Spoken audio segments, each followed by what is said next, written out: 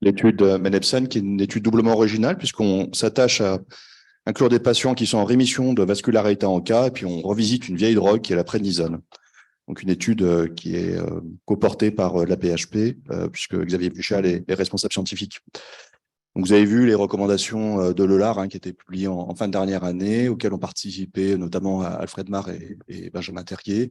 Et vous voyez qu'ils remontrent encore le fait qu'on a des besoins de meilleures études sur l'arrêt des corticoïdes, et que une méta-analyse, c'est ça la référence 154, avait montré que le taux de rechute est différent en fonction de la durée des faibles doses de corticoïdes.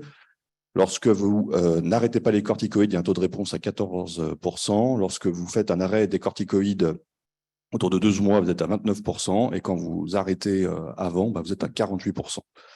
Donc, on a l'impression qu'il y a plus qu'une impression qu'il y a un effet.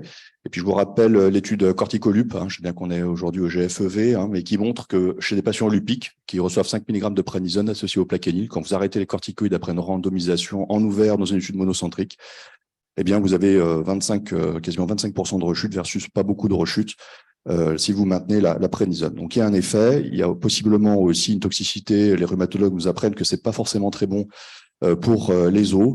Et donc, on a designé les MENEPSAN, dont le critère de jugement primaire est la survie sans rechute. C'est un critère qui est assez stringent, BIVAS 0, à M30 post-randomisation. Je vous montrerai après le schéma expérimental.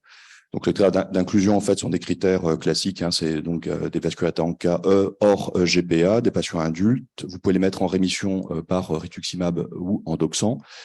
Vous pouvez utiliser aussi le méthotrexate, mais ça concerne quelques patients, c'est assez exceptionnel. Et donc, tous les patients doivent recevoir un schéma de maintenance par rituximab selon Menristan 3.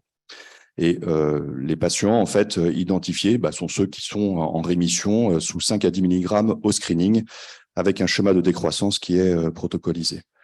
Alors, je ne vous ai pas listé tous les critères d'exclusion, mais globalement, les patients neutropéniques avec une grosse hypogamma ou qui ont une infection aiguë, incluant la Covid, on pourra en discuter, ne sont pas incluables. Il y a eu malheureusement des décès de patients dans ce contexte de Covid. Et donc, voilà le schéma expérimental. Donc, vous suivez les patients, vous les mettez vous les induisez ici, si vous voulez.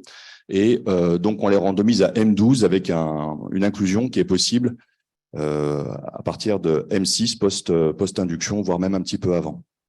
À ce moment-là, dans cette période-là, vous pouvez réduire les doses de corticoïdes. Et lors de la randomisation, vous avez deux bras. L'un avec un bras placebo et on baisse les corticoïdes de 1 mg toutes les semaines. Et on continue avec un traitement placebo avec des belles gélules, je vous montrerai après. Et puis là, il y a un schéma expérimental où les patients reçoivent 5 mg au long cours et à M12, ils sont sevrés avec une évaluation qui est faite à M30, post-randomisation. Donc, sur je ne sais pas pourquoi, il y a un trait qui est apparu. Les gélules, ça donne ça, vous voyez. Donc, c'est ça qui est un peu différent par rapport aux pratiques habituelles. Ça rajoute aussi 2 visites pour les patients et une ostéodensitométrie. Donc, c'est un schéma expérimental qui est acceptable pour les patients. Voilà, alors je reprends les mots de l'orateur suivant, c'est probablement la diapo la plus importante. Donc, pour rappel, on avait prévu 144 patients et il s'est passé plusieurs choses en fait qui ont gêné les inclusions. La première, c'est la pandémie Covid-19. Je ne sais pas si vous connaissez cette maladie. Ce qui a conduit à la première suspension des inclusions au moment où tout allait mal, on faisait le shutdown en France. On n'a pas pu reprendre correctement les inclusions après. Et puis, il y a eu 2 nouvelles suspensions des inclusions qui étaient liées aux recommandations du Data Safety Monitoring Board, au comité de surveillance indépendant, et puis dernièrement aussi sur l'ANSM, qui ont revu les cas pour être sûr que ce n'était pas le schéma qui était responsable des décès sous la Covid.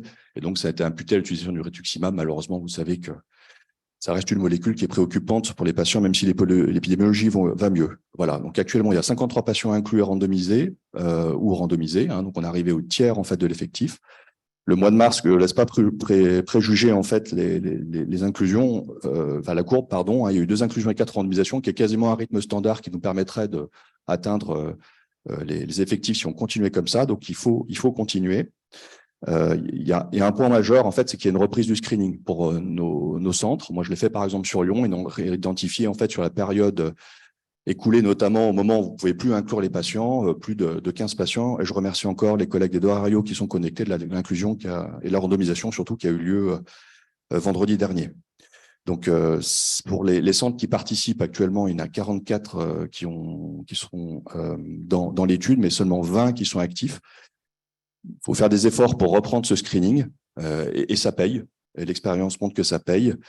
Ce que je vais faire aussi, c'est que pour donc la vingtaine de centres qui n'a pas pu inclure, je vais les recontacter. J'ai déjà fait préalablement. Merci à Dijon, merci à Nantes d'avoir identifié ces patients pour savoir quels sont les leviers à activer. Et j'ai pu, dans ces interactions, me rendre compte que parfois, le protocole était complètement passé à travers. Et notamment, il y a eu de tels renouvellements des équipes pendant ces dernières années qu'il faut refaire des mises en place. Voilà, donc on va aller très fort. Il y a des enjeux, notamment aux Hospices civils de Lyon, parce que la direction de la recherche, en fait, a ce protocole avec des objectifs qui ont été alloués. Et si on ne remplit pas les objectifs qui sont de 4 inclusions par mois, donc pour l'instant, on y est, en fait, il pourrait il pourrait décider de fermer le protocole. Ce qui me chagrine. Ça fera l'objet d'une discussion. Voilà. Merci Jean-Christophe. Donc je vois voilà nos première question. Je t'apporte le micro.